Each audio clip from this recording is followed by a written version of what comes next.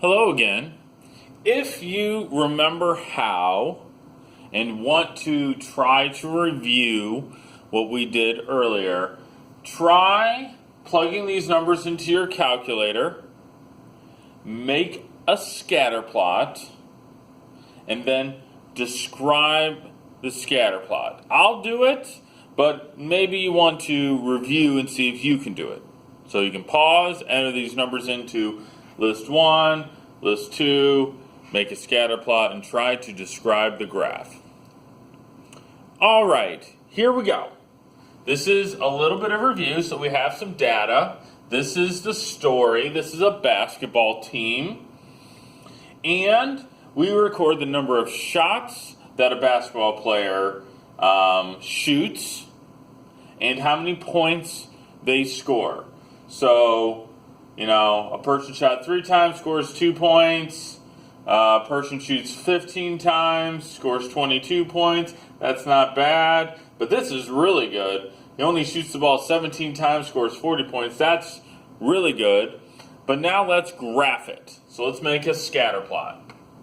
So here's our data into list 1 and list 2. To make a scatter plot, you go second, y equals. Make sure only one of them is turned on. We have one turned on. We're going to go down here, and it's going to be this one. This is a scatter plot. We're going to go down. We want to probably put it in list 1, so second 1, and then go down, second 2, hit graph. To be able to see your graph, you hit zoom stat, which is zoom 9. So here is our scatter plot. Okay? You would want to make sure that if you were graphing that you would sketch this, and this is the number of shots. This is the explanatory variable. Oh, there's the bell. Here's the number of shots. Would explain how many points someone scored. So this is the response variable. This is our explanatory variable, so number of shots, number of points. And if we were going to describe, we would want to say, hey, does this look like a line or not a line? Could I draw a line in here and it kind of look like a line?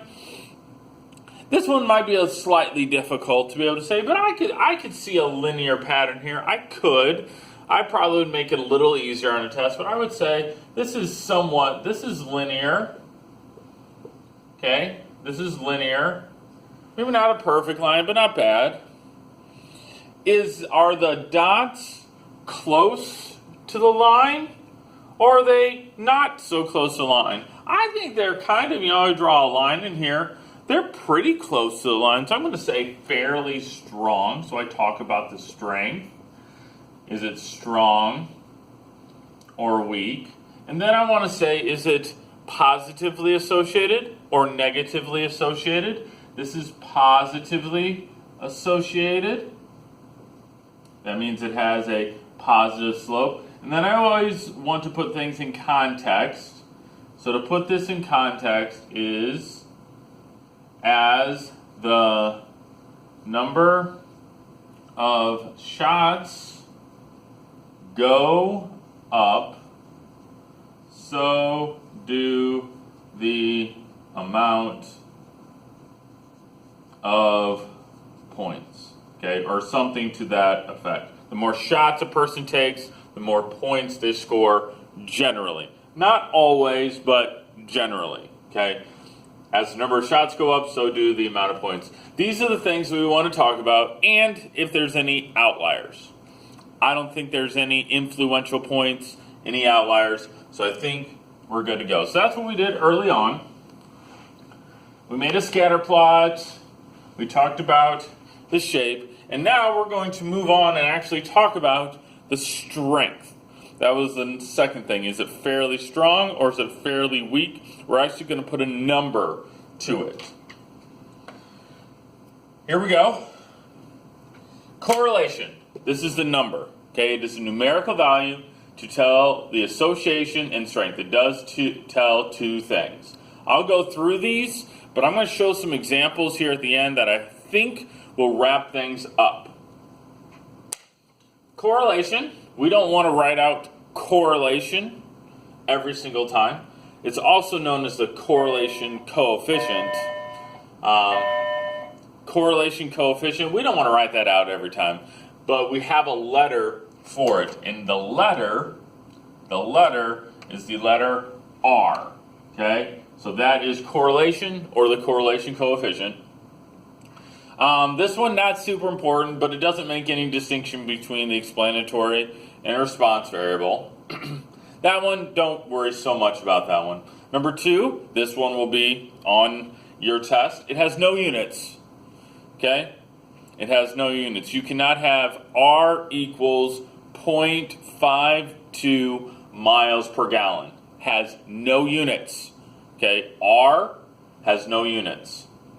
A positive R value, if I have a positive R value, that means it has a positive slope, or it is positively associated. If R equals 0.93, then it has a positive slope. If R is negative, like R is negative 0.63, that means it has a negative slope. It is negatively associated. If I have an R value of exactly 1, first of all, that is the highest value. You can't go above 1. You cannot have an R value of 1.3. If R equals exactly 1, then it is a perfect line. It is a perfect line. Everything is exactly a line. And it is going in the positive direction. It has a positive slope. If it has an R value of negative 1, then it has a negative slope, but it is also a perfect line. R has to be between positive 1 and negative 1. The closer it is to 1, the closer it looks like a line. The closer it looks to negative 1, the closer it looks like a line, but it's going down.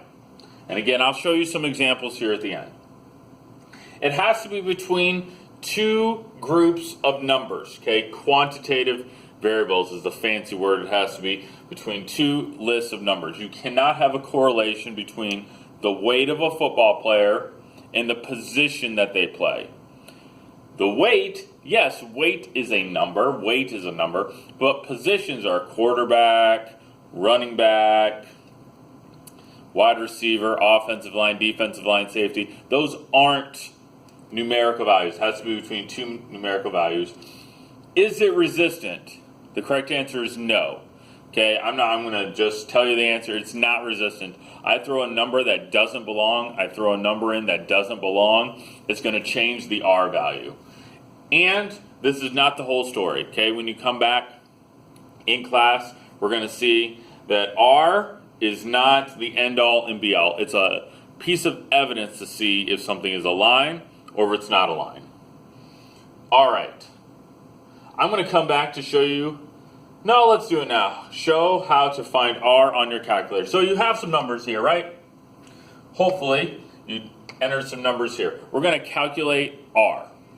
There is something that you have to do first, and you should only have to do it one time.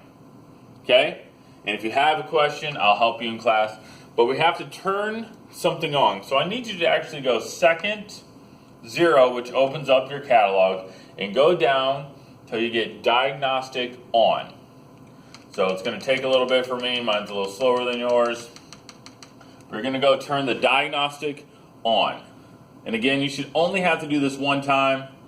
If you need help, I'll help you. If you have help on a test, I will help you with that. But you shouldn't have to do it once you do it once, unless you have to change batteries. All right, come on. Where is it? D's, there's the D's. Diagnostic, it's coming. So you hit enter, and then you want to see the word done. Okay, to be able to find R, the correlation coefficient, you hit stat, calc, And we're going to do number 4, Lynn Reg. We're going to use this button later on in the week, but we're using number 4. Okay? It's going to assume list 1, list 2, unless you did something else. Okay? It probably pops up on your calculator, list 1, list 2. If you need to change it, because it's different lists, feel free. But it assumes list 1, list 2. Hit enter, and it gives you a bunch of numbers and stuff. We'll talk about that next week. Ours had an R value of 0.95. This means it has a positive slope, which we already knew. The number of shots go up, so do the amount of points. And this is saying it's pretty close to a line because this number is pretty close to 1. It is fairly strong, almost really strong. So now I want to show you something to help you understand R a little bit more.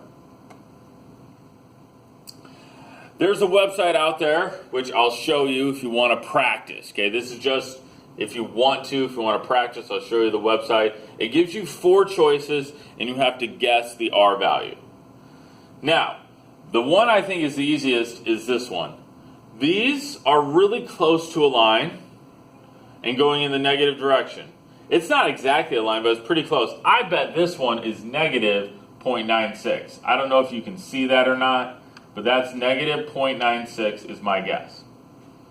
Which one do you think is the most spread out?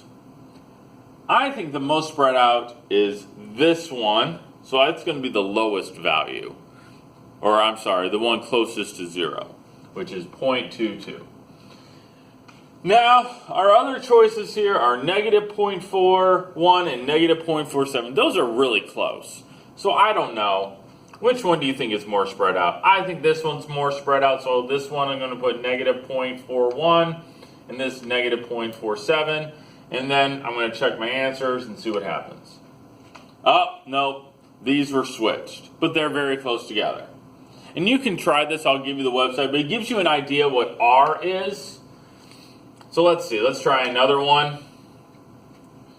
Let's see. This one is the one that's closest to looking like a line. So, and it's positive. So I believe that's 0.88. Again, I don't know if you can see it, but that one's 0.88. The one that I think is most spread out is this one. So this is the one that's closest to 0, 0.18. And then, I don't know. I think this one's, 0.6. And I'm going to just say that this one's negative 0.48. Check my answer and see. Nope, again, I switched these. But I'll show you the website. It gives you an idea what R is if you want to play around with it. It's just for fun. We'll continue to look at it, but that's your introduction to R. There's the website. Feel free to play around with it or not. If you have questions on R, I'd be more than happy to help you in class. I think I have 2, not jokes, but funny graphs. I saw this graph. Give you a chance to look at it. 2 things that I thought were hilarious in this graph were a child, which is apparently very cute, but very unmanageable. And then this section over here is fantastic. Why in the world would you have this pet that's uncute and not manageable? And then I had another graph that looked like this. Thought was hilarious. All right, I'll see you in class tomorrow.